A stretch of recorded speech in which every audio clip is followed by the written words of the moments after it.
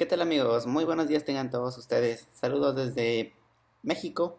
Como siempre es un gusto poder estar una vez más con todos ustedes aprendiendo toda esta parte maravillosa de la web. El día de hoy vamos a platicar sobre buenas prácticas en el uso de una de las bibliotecas más utilizadas alrededor del mundo en muchos proyectos, tanto en versiones de escritorio como en versiones móviles. Estamos hablando de jQuery. jQuery es una biblioteca muy potente que una vez que nació nos encantó, dado que es muy fácil de aprender, muy fácil de utilizar, pero también con esa facilidad viene un peligro, que abusemos de sus características o que no sigamos, digamos, sus convenciones. Por supuesto, jQuery está hecha con un motor de selección al Document Object Model y eso nos facilita mucho nuestras tareas diarias con la manipulación de elementos dinámicos en JavaScript, ¿no? Entonces, el día de hoy vamos a ver una serie de buenas prácticas o tips, consejos, como quieran decirle, para sacarle mayor provecho y que nuestros sitios estén con el mejor desempeño posible.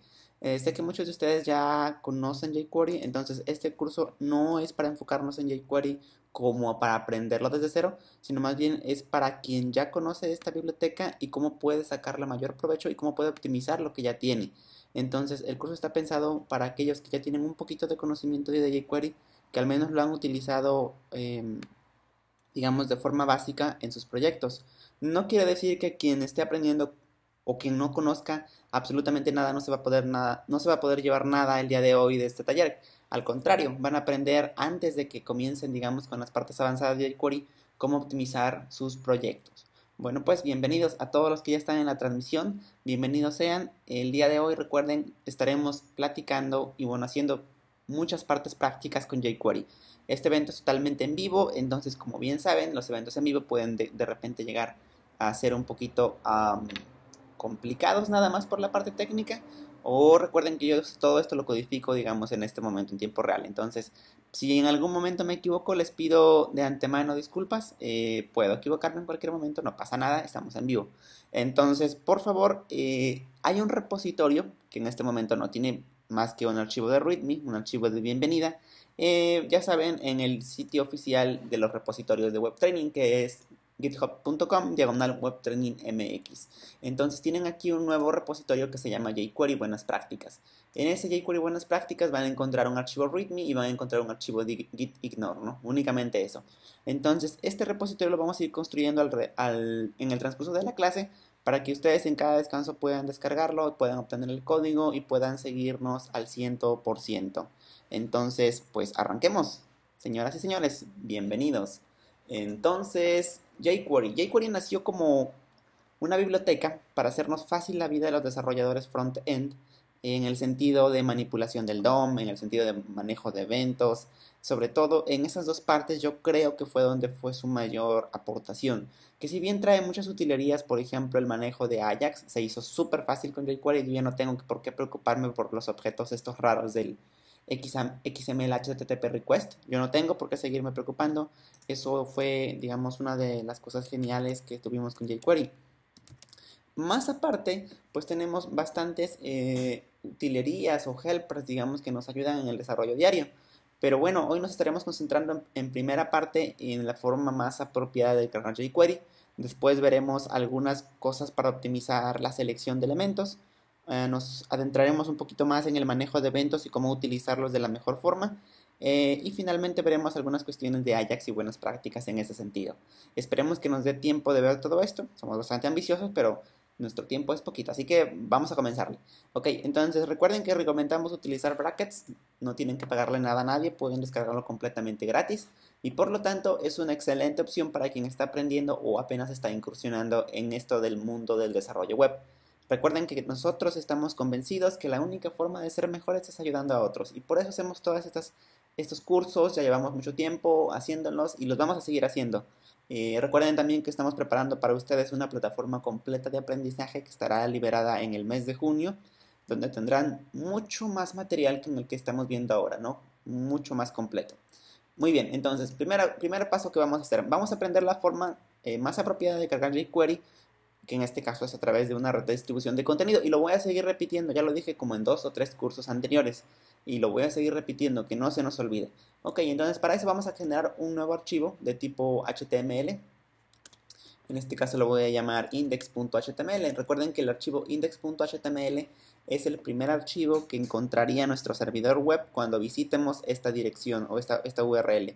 Entonces recuerden que para acceder, digamos, a estos recursos, si tienen AMPS o si tienen SAM o cualquier otro metapaquete, simplemente es con localhost y su carpeta donde lo tengan. En mi caso lo tengo en una carpeta que se llama cursos.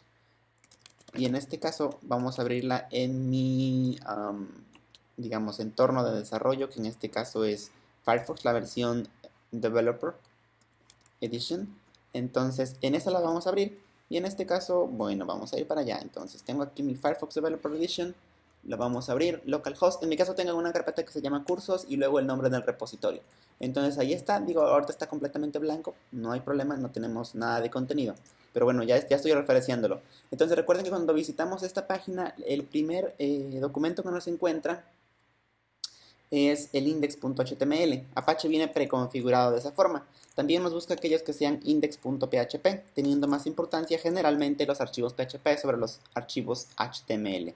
En este caso no hemos visto nada de PHP, así que simplemente con un index.html basta y sobra. Ok, entonces en este index.html vamos a generar nuestra primera plantilla que soporte jQuery. Entonces para eso simplemente vamos a copiarnos uno de nuestro curso anterior. El curso anterior que vimos fue manejando Bootstrap. Entonces ya no tenemos por qué reinventar la rueda, ¿verdad? Aquí tenemos un archivo en la carpeta, en la rama Develop. Y aquí tengo un archivo, por ejemplo, el de CDN. Me gusta este de CDN. Entonces es una plantilla chiquitita que únicamente hacía prueba que Bootstrap estaba funcionando. Entonces simplemente la vamos a copiar y a pegar en nuestro index. Y ahorita la personalizamos. Ah, por cierto, recuerden que la etiqueta lang va en el HTML. Eso no estará corregido. Ahí cometí un pequeño error. Listo.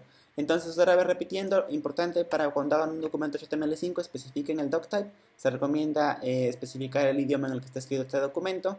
Asimismo, la codificación de caracteres, la selección de la última versión de Internet Explorer, el manejo del viewport para dispositivos móviles, una etiqueta de title que en este caso es obligatoria para nuestros documentos HTML5. Y en este caso estoy utilizando Bootstrap desde una CDN. Lo voy a dejar así. Tengo un body, un contenedor, un row. Ay, disculpen.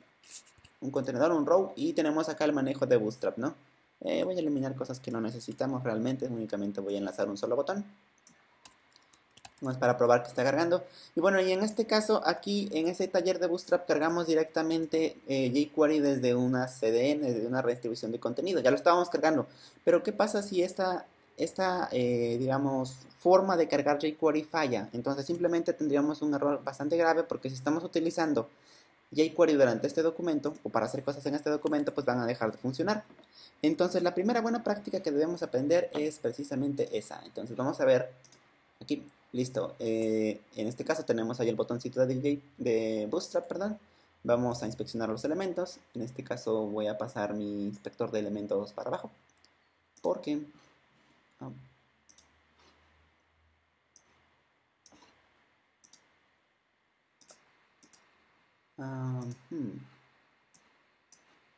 ya está. Ok, entonces ahora sí tengo mi inspector de elementos abajo únicamente para ir explorando cada uno de los elementos del DOM que estamos generando. Y recuerden que ya tenemos aquí cargado Bootstrap y nos damos cuenta por el tipo de reglas que está aplicando. Aquí tenemos los famosos call LG, call SM y call MD que vimos la sesión anterior. Entonces ya tenemos aquí cargado un pequeño botón de Bootstrap. Y finalmente aquí cargamos jQuery. Si nosotros nos vamos al network, que es donde ustedes pueden analizar los requests que están haciéndole a su servidor, en este caso su servidor local, pero aún así es un servidor. Entonces tenemos aquí Bootstrap, tenemos jQuery la versión 1.11.2, que sería la que soporta navegadores antiguos como IE7, 8, 9 y todo lo que venga. O en su caso, si están utilizando un proyecto que ya no necesitan hacer soporte para sus navegadores, pueden utilizar la versión 2, que es mucho más rápida. Está más optimizada, pero recuerden, no va a tener compatibilidad. Bajo advertencia, como dice el dicho, no hay engaño. Entonces, cuidado. Si utilizan jQuery 2, no tendrían compatibilidad con navegadores antiguos. Y tenemos acá Bootstrap JS y bueno, los CSS, o sea que eso no es nada nuevo. Perfecto, entonces esta es la primera forma de cargar jQuery, pero recuerden no es la más apropiada. Entonces, ¿qué es lo que recomendamos siempre como parte de las buenas prácticas? Entonces, si ya lo intentaste cargar de un CDN, pero resulta que por alguna razón no se pudo, digamos, obtener, entonces lo que se recomienda es hacer lo que se conoce como un llamado de fallo o un fallback. ¿Y en qué consiste ese tipo de manejo? En que si nosotros intentamos cargar jQuery y por alguna razón no se pudo obtener, entonces simplemente hacemos lo siguiente, checamos si el objeto jQuery existe. ¿Y cómo sé que existe? Porque cuando yo descargo jQuery deja expuesto un objeto. O sea, si ustedes aquí van a la consolita, aquí abajo noten que estoy haciendo jQuery como objeto, y ya tengo expuesto eso, y eso es una función que evidentemente es la misma función que si yo utilizo el selector peso, signo de peso, o dólar, como quieran decirle. Entonces, cuando yo cargo jQuery, este objeto me queda expuesto al objeto global window, es decir, en este objeto, window.jQuery. De esta forma yo sé, digamos, que mi cargado de jQuery fue hecho correctamente. Y por ejemplo, puedo investigar la versión, por ejemplo, .fn.jQuery con minúsculas. Y así sé qué versión estoy cargando. Por ejemplo, en este caso estoy cargando la versión 1.11.2. Entonces, si les toca mantener un sitio que ya fue creado y quieren saber qué versión de jQuery sin que tengan que ir al archivo y por alguna razón no esté o si está comprimido, pueden saberlo así directamente. Pueden utilizando el objeto global jQuery con la propiedad fn y con el objeto, con la propiedad, perdón, jQuery en minúsculas, y eso les da la versión, así de sencillo. Pero en este caso, en esta página yo ya estoy cargando la versión 1.11 de jQuery. Así, muy facilito, lo pude saber. Perfecto, entonces, ahora sí, ¿qué pasaría si yo en este momento quito la red? Bueno, dejo de transmitir, por lo tanto no puedo quitar el internet en este momento ya que estamos en vivo. Pero si ustedes quitan el internet por un momento, si quieren, o si tienen una máquina a la mano donde puedan probar esto, evidentemente va a fallar porque no va a poder cargar jQuery desde la CDN, ¿verdad? Entonces, precisamente para eso son ese tipo de casos. O por alguna razón el DNS de Google no respondió, o sus DNS por alguna razón restringieron en ese momento y no pudieron cargar jQuery. Entonces, para eso se implementa este mecanismo de fallo. Y lo que hacemos es, dice lo siguiente, si ya existe jQuery, entonces se pasa a la siguiente instrucción, que la siguiente instrucción es obtener bootstrap.min.js. Y en caso de que no, quiere decir que va a entrar esta condición, y en esta condición es donde hacemos el cargado, digamos, local, desde nuestro servidor local. Entonces existe una instrucción muy bonita que se llama document.write, que quizás muchos de ustedes no la conocen o quizás sí. ¿Qué hace ese document write? Lo que nos permite es agregar dinámicamente elementos al DOM, digamos, escribirle directamente a la página, por así decirlo. Entonces yo puedo hacer esto, document, que eso es un objeto de JavaScript, punto write, como de escritura, y aquí le podemos poner algo que va a ser directamente escrito en el DOM, digamos, en la página. Entonces, ¿qué le escribiría? Le escribiría un tag como este, igualito, solamente que hay que tener cuidado, porque, ahí está, ¿no? Porque aquí en este caso yo le estoy incluyendo una ruta, ¿no? Entonces, obviamente aquí va a ser una ruta local. En este momento vamos a descargar jQuery en un momento. Ok, entonces suponiendo que tengo una carpeta JS, le digo desde mi servidor local vas a cargar esta versión de jQuery, pero ojo, si notan aquí, este editor me está diciendo que hay algún error, porque de hecho me está dejando de colorear. Ya no sabe dónde cerrar este tag. Bueno, pero entonces primero vamos a descargar jQuery para que lo tengamos de forma local. Entonces simplemente vamos a ir a mi network y voy a bajar esta misma versión. Entonces ahí está. La descargan y la guardan, bueno, en algún lugar, en este caso en mis descargas. Y finalmente la voy a copiar a mi directorio, digamos, donde está en este caso mi proyecto web, que es el curso, ¿no? Entonces en mi caso yo tengo aquí mi metapaquete, en este momento se los muestro, y tengo una carpeta de cursos, y dentro de esa carpeta de cursos tengo mi jQuery Buenas Prácticas. Entonces aquí está, miren, es mi jQuery Buenas Prácticas, y aquí dentro voy a generar mi carpeta JS, y ahí pego mi elemento que acabo de descargar, que en este caso es jQuery, la misma versión. Entonces simplemente vamos a hacer lo mismo. Listo, entonces ya tenemos jQuery de forma local, lo puedo comprobar en mi maravilloso brackets. Entonces aquí está una carpeta nueva que se llama JS y tengo como recurso local jQuery 1.11.2. Entonces ahora sí, esta ruta sería válida. Pero ojo, aquí de hecho brackets ya se está confundiendo porque no sabe cómo interpretarlo. Como que se confunde algo de la sintaxis. Ahorita les explico por qué. Si yo voy a mi documento físicamente, digamos, y lo intento cargar, evidentemente esto va a fallar. Miren, dice, error de sintaxis, hay un string literal no terminado. Un string literal en JavaScript es, por ejemplo, cuando ustedes declaran ¿cómo se llama esto? Una variable. Una variable y la ponen en el siguiente formato. O sea, esto sería, por ejemplo, un string literal. Esto sería un string literal. Es decir, cuando están dándole un valor a una cadena en específico. Eso es un string literal. Entonces, este error lo que nos está diciendo es, oye, estoy encontrando por ahí una ruta, algo que está en forma literal, una cadena literal que no es válida porque no está terminada. Y de hecho, Bracket se da cuenta porque miren, aquí cuando yo señalo el script me lo acaba hasta acá y dice, oh, esto anda mal. Entonces, esto es por este carácter. El problema es que no puede escaparlo, digamos, y se confunde. Entonces, simplemente para que pueda escaparlo le ponemos una diagonal invertida y listo. Con eso ahora sí, ya podemos utilizar la ruta. Entonces, si notan, nuestro bracket también se arregla, porque ahora sí, este script acaba hasta acá, que es donde necesitamos que acabe realmente. Entonces, ahora sí tenemos perfectamente la instrucción. Si yo recargo otra vez mi página, ya no voy a ver ese error. Listo, error solucionado. Entonces, ¿qué es lo que hicimos acá? Intentamos cargar desde una red de distribución de contenido jQuery. En caso de que algo falle, eso hace esta mini condición. Entonces lo escribimos directamente desde nuestro servidor local. Y así de fácil nos evitamos de que si en algún momento jQuery, el cargado mediante la CDN falló, pues nuestro sitio no se muera. Nuestro sitio sigue funcionando totalmente completo sin que tengamos que hacer nada extra. Este tipo de mecanismos son muy útiles y tómenlos mucho en cuenta cuando estén haciendo sus sitios, sobre todo si van a utilizar CDNs. No necesariamente van a estar expuestos esos archivos absolutamente 100% del tiempo. Recuerden que en computación, bueno, en informática, en tecnología de información, lo que tenemos certeza es que algo va a fallar, ¿no? El principio de incertidumbre de Heisenberg es lo mismo. Si algo está destinado a fallar, por mucho que le pongas cuidado, por mucho que cuides cada componente, por mucho que le pongas a nivel atómico lo más que puedas, algún día va a fallar. Entonces debemos implementar mecanismos para que falle, o más bien para estar preparados en caso de que algo falle. Entonces esta es una forma de estar preparados en que por alguna razón no podamos leer desde la CDN, simplemente lo cargamos de nuestro servidor local. Ya si nuestro servidor local tampoco responde, bueno, ahí sí tenemos un problema más grave, ¿no? Porque, pues, híjole, eso es nuestro recurso, debería estar respondiendo o la mayor parte del tiempo correctamente, ¿no? Muy bien, entonces esa es la primera buena práctica del día de hoy. Utilizar una forma de cargar jQuery opcional en caso de que la CDN falle. Otra cosa importante, recuerden que cuando ustedes carguen recursos desde una CDN, utilicen lo que se conoce como URL relativa al protocolo o bien protocolo independiente, así la llaman. Aquí les voy a dejar un artículo muy bueno de Paul Irish. Paul Irish es uno de mis personajes favoritos del internet.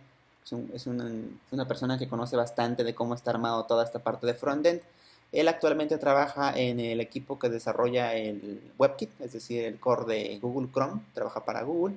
Y bueno, en particular contribuye a Modernizer, a HTML5 Please. Entonces sus proyectos son de bastante buen nivel y particularmente su blog es muy bueno. En particular, ahí tiene un artículo sobre lo que significa esto del protocolo o URL relativa al protocolo, que es lo que utilizamos para cargar nuestros archivos CDN, que básicamente nos ayuda a decidir, digamos, si tenemos que utilizar HTTPS o HTTP dependiendo de el servidor a donde estemos haciendo el request. Entonces, lo bonito de esto es que no nos preocupamos por esa parte. Ajá. Entonces, miren, por ejemplo, acá está dando otra cosa, dice, en este caso, para lo mismo que estamos haciendo. No tiene. Este artículo está muy pequeñito, pero ahí pueden darle una leidita sobre qué significa esto de de URL relativa al protocolo, que es lo que estamos utilizando en este momento, que básicamente nos hace la vida más sencilla. ¿Ok? Recuerden, para que hagan estas pruebas les recomiendo encarecidamente que utilicen un servidor web, o sea, un metapaquete como XAMPP o WAMP o AMPS de preferencia. Porque si lo utilizan dándole clic, no necesariamente esto va a funcionar, porque la URL relativa al protocolo no funciona. O sea, si yo le doy clic al elemento y lo despliego en mi navegador, simplemente no se va a ver bien. Sin embargo, si yo lo accedo utilizando un servidor local, eso funciona de maravilla. ¿Ok? No se les olvide, no le den doble clic para ejecutarlo. Simplemente ábranlo desde su servidor local. Muy bien, entonces para todos los que están llegando, bienvenidos sean. Hemos visto la primera práctica y vamos a continuar. Bueno, ya vamos dos. La primera es cargar de una CDN, la segunda es utilizar URLs relativas protocolo. La tercera buena práctica, recuerden, traten de conservar su JavaScript hasta el final del documento. Los CSS deberían conservarlos al principio en la medida de lo posible. Es decir, en este caso yo estoy cargando Bootstrap en el inicio, en el head, pero los archivos de JavaScript los estoy cargando al final prácticamente, justo antes de cerrar la etiqueta body. Eso porque cuando el navegador empieza a cargar nuestra página, queremos que el usuario vea algo, no queremos que vea los botoncitos, los colores, las imágenes, pero quizás las instrucciones JavaScript de todas formas las vamos a ejecutar hasta que el document esté listo, ¿no? Es decir, hasta que un evento se haya desatado, y ese evento es el que se manipula con jQuery precisamente, ¿no? El document ready, que por dentro significa manipular el DOM content loaded, se llama así el evento. De hecho, si ustedes notan acá, cuando yo, vamos a recargar esta página, ¿no? A ver si me da información aquí sobre ese evento en particular. Firefox, creo que no me está diciendo aquí cuándo se cargó. Ahorita ejecutamos un query sobre el DOM para ver si nos da en cuánto tiempo se cargó y en cuánto tiempo se dispara ese evento. No se les olvide, los scripts hasta el final de su página en la medida de lo posible, ¿ok? Recuerden que pueden seguir como directivas las establecidas por HTML5 Boilerplate. Ahora, si ustedes se están preguntando cómo obtengo jQuery, las últimas versiones o ese tipo de cosas, bueno, pues no es muy complicado, simplemente tienen que ir a la página de jQuery oficial, que en este caso es jQuery.com, así como suena. Simplemente entramos a jQuery.com y en este momento aquí verían la versión 1.11.2 o la versión 2.1.3. ¿Ok? Entonces en este momento podrían abrirlas, digamos, sin problema. Lo más importante de esto es que notemos o sepamos bajo qué circunstancias debemos utilizar una u otra, que es más bien lo que voy a explicar en este momento. Recuerden, tienen aquí en jQuery.com todos los recursos relacionados a jQuery, pero no quiere decir que pueden agarrar arbitrariamente la que sea, no. Lo que pueden hacer es, dependiendo sus necesidades, utilizar una u otra, ¿no? En mi caso, por ejemplo, si yo quiero soportar navegadores, digamos, los voy a llamar antiguos porque son antiguos, ¿no? Navegadores antiguos como 6, 7 u 8, debo utilizar la versión 1.11. Si yo le doy aquí en descarga de jQuery, aquí vería que tengo la rama 1X, que es la que sí es compatible con ese tipo de navegadores. Y si yo agarro la rama 2.x, que en este caso son estas, que si bien es mucho más rápida, es mucho más ligera, es decir, es más chiquito el archivo que tengo que cargar, eso jamás me va a soportar navegadores antiguos. Cuidado con eso. Otra cosa importantísima, por favor, traten de cargar solamente una versión de jQuery.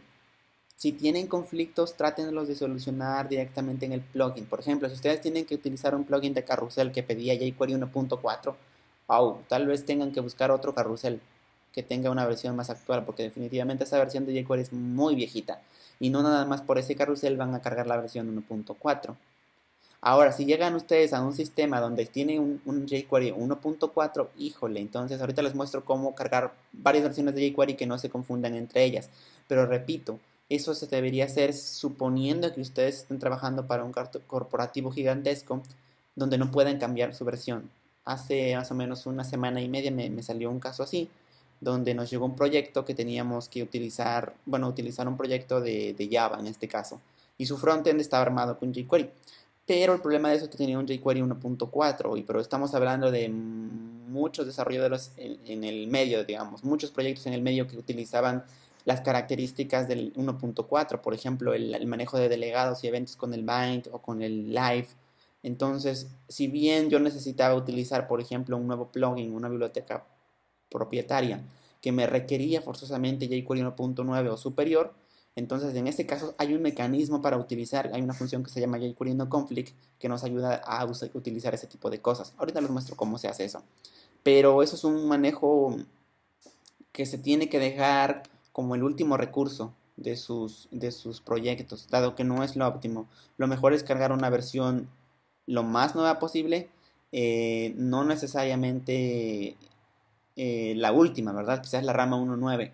Y otra vez repito, si ustedes tienen por alguna razón que lidiar con código, que es demasiado código que no pueden cambiarlo, o sea, porque su proyecto nada más dura un mes, y quizás cambiar todos los plugins o las personalizaciones que se hicieron previamente antes de que ustedes llegaran a ese proyecto, esas personalizaciones llevarían 4 meses, pues evidentemente simplemente eso no se puede, ¿no?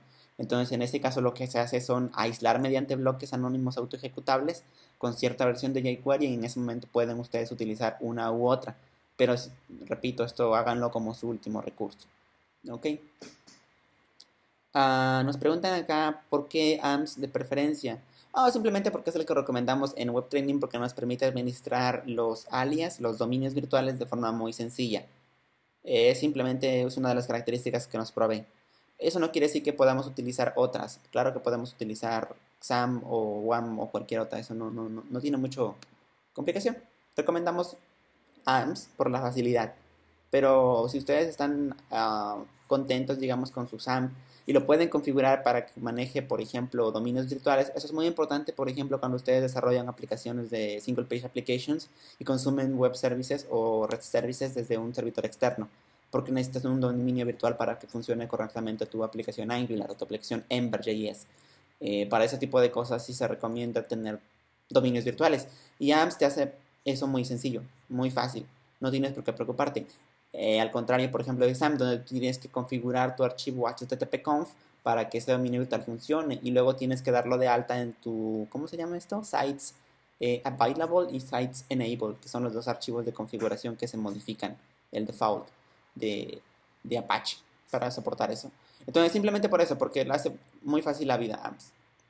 Perfecto. Entonces, continuemos platicando más sobre las mejores prácticas.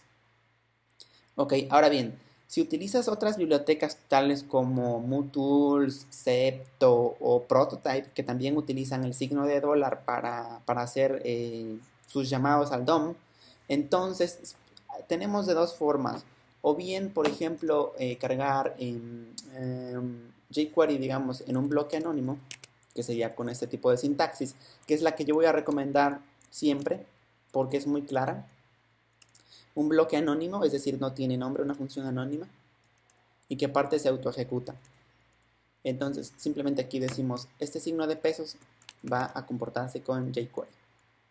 Esta es una forma muy sencilla de dar soporte para otros tipos de bibliotecas. De esta forma no se confunde porque este bloque se autoejecuta, pero se autoejecuta con el signo de pesos pasándole jQuery como función, es decir, el objeto que se queda expuesto.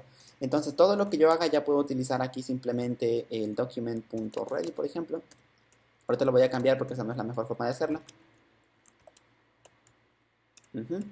Y aquí, bueno, aquí hacemos algo.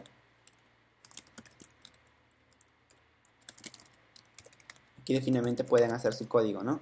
Entonces, de esta forma, por ejemplo, nos evitamos conflictos. Si ustedes encierran, por así decirlo, aíslan sus bloques de código jQuery entre estos tipos de instrucciones, es decir, con un bloque anónimo que se autoejecuta cuando se carga la página y que pasa como parámetro jQuery, entonces ustedes no tendrían conflictos. No importando que aquí cargaron antes MooTools o cargaron Prototype o cargaron alguna otra vez Acepto, por ejemplo, que es otra biblioteca muy similar a jQuery. Con esto se evitan problemas. Esto es una forma. La otra forma de evitar conflictos, digamos, esto es forma de evitar conflictos, que es mi favorita. Forma de evitar conflictos, ¿ok? Esa es una. Utilizando lo que se conoce como un Self-Invoking Anonymous Function, que es esto, una función que se autoinvoca y se ejecuta por sí sola. Ay, creo que acabo de decir un pleonasmo. Ok, otra forma de evitar esos conflictos sería con esto, con la famosa función noConflict. Es otra muy bonita que tiene jQuery, que yo casi no la utilizo, prefiero los bloques anónimos, pero bueno, eso se utiliza de la siguiente forma. Ustedes crean un selector optativo, por ejemplo, pesito J, y a eso le ponen, o pesito JQ, por ejemplo, y eso le ponen punto o jQuery punto no conflict.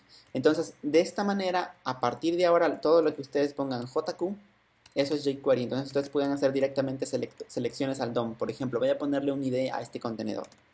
ID, y lo vamos a llamar main container, ¿no? Entonces, de esta forma es la segunda de evitar conflictos cuando ustedes cargan bibliotecas como Zepto, como MooTools o Prototype. Entonces, a partir de ahora yo puedo hacer cosas interesantes, es decir, por ejemplo, como esta, ¿no? Console.info y pasamos lo que nos devuelve ese selector. Entonces, si notan aquí, ahora estoy utilizando JQ. Si tuviera cargado aquí en algún momento MooTools, esto me evita conflictos, es decir, me evita tener que utilizar el signo de pesos y de esa forma MooTools no se confunde, nadie se confunde porque todos están aislados, todos están separados. Repito, esta forma no se me hace tan bonita, tan limpia, lo que yo prefiero son bloques aislados. Aparte de que todo lo que definan acá simplemente se ve en este momento, es una forma de hacer un closure, de hecho, es el principio de un closure. Es decir, ustedes encierran código para que nadie más lo pueda ver, ¿ok? Entonces esa es la segunda forma de evitar conflictos. Y bueno, de las que yo recomiendo definitivamente es esta. Esta no me gusta tanto, pero pueden hacerlo así, no pasa nada.